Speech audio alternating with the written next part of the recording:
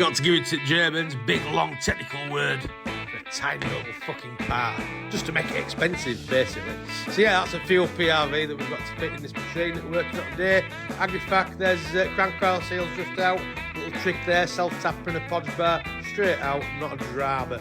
Yeah, we've got crank coil seal to do, we've got the PRV to do.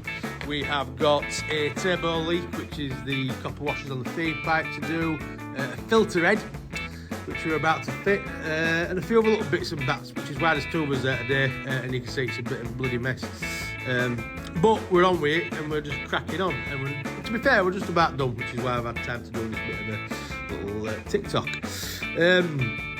Yeah, it's a great machine, it's lovely to work on, loads of space for that engine, it's fantastic. There's turbo there, I've just done the copper washers on that feed pipe, so that should not be leaking anymore. Obviously we've just done this crank coil seal, that's in there. Deutsch are easy to do, you don't particularly need a tool as such, they're just fitting lovely. Nice to do if you know what you're doing, little hammer and a little blunt drift. Filter register changes and primers are bastards on Deutsches, they tend to suck air in. And that'll cause you all sorts of real faults. It's had a belt tensioner on out of our stock. We've got loads of new engines we've got bits on, so there you are, new belt tensioner. That's his speed sensor, look at the state of that. That is cleaning because at front oil seal it's gone.